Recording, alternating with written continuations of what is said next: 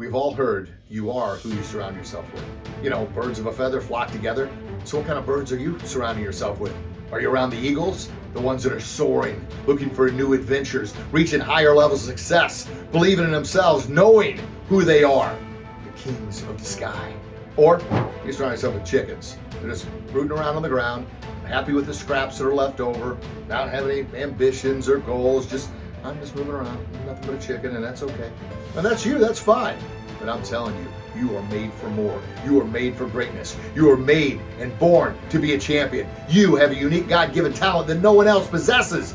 But I tell you, who you surround yourself with has a major impact on who you become. Because you surround yourself with all the chickens, they don't have confidence. They don't believe in themselves.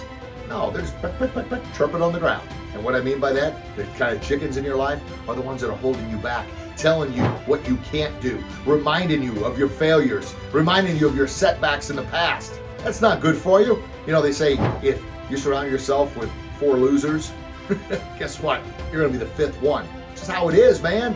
However, you surround yourself with those eagles soaring, talking about their dreams, their ambitions, their goals, talking about and encouraging you to take that next step. Yeah, it's a bold step. Yeah, it's scary. Yeah, you may not succeed the first, second, or third time, but you've got our support. We're here with you. Those 4 winners are going to help you become the 5th one. That's just how it is, man. Law of attraction. Not only do you attract what you put out, but also you influence those around you to get better, and then they feed off one another. You help them become stronger. That's why they want you around. The chickens pecking around on the ground, the negatives, or I like to call them the anchors in your life holding you down, all they do, they focus on, oh, it's not fair, it's just not right, making excuses, oh, if I had this, if I had that, oh, if I had an opportunity, if.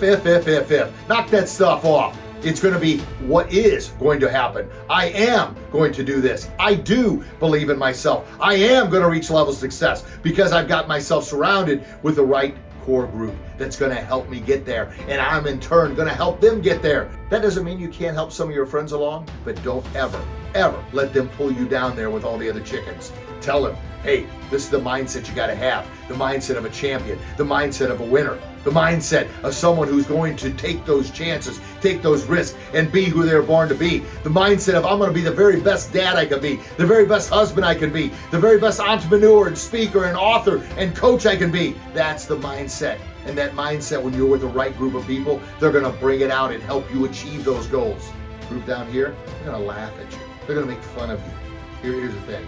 You should never, ever take criticism from someone who you don't want to be like. Someone who is not in a position that you want to be in. Let the leaders help bring you up to be the champion you were born to be. So, who you surround yourself with? You surround yourself with successful people. They're going to help you become the next one. Or you surround yourself with people that all you do is complain, make excuses. It's your life, baby. You got one of them. One life. And I talked about that in another video. About your one precious life. What are you doing with it? Hopefully you're surrounding yourself with the right group of people that's going to help you live your best possible life, or what I like to say, your best living life. Hey, make sure you like, subscribe, ring that bell, leave your comments below, and I can't wait to chat with you again real soon. God bless. Thanks for listening. Bye-bye.